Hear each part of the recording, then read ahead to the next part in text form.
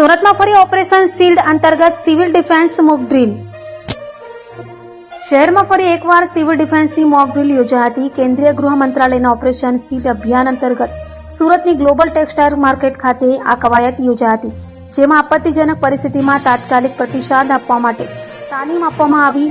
Mock drill દરમિયાન પોલીસના ઉચ્ચ અધિકારીઓ, ફાયર વિભાગના અધિકારીઓ અને અન્ય સેવાભાવી વિભાગોના કર્મચારીઓએ સક્રિય ભાગ લીધો હતો. મોક ડ્રીલમાં હવાઈ હુમલા, આગ લાગવાની ઘટના, બચાવ કામગીરી અને લોકોનું સલામત સ્થળે સ્થળાંતર જેવા કટોકટી સમય કરવાનું આયોજન પ્રદર્શન રૂપે રજૂ કરાયું.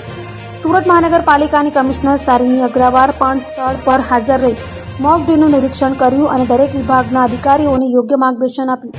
આવી કવાયતોના માધ્યમથી શહેરી નાગરિકો વધુ સજાગ બને અને આપત્તિ સમયે પોતાનું અને બીજાનું રક્ષણ કરી શકે તેવા ઉદ્દેશ સાથે ઓપરેશન શિલ્ડની કામગીરી આગળ વધારી રહી છે.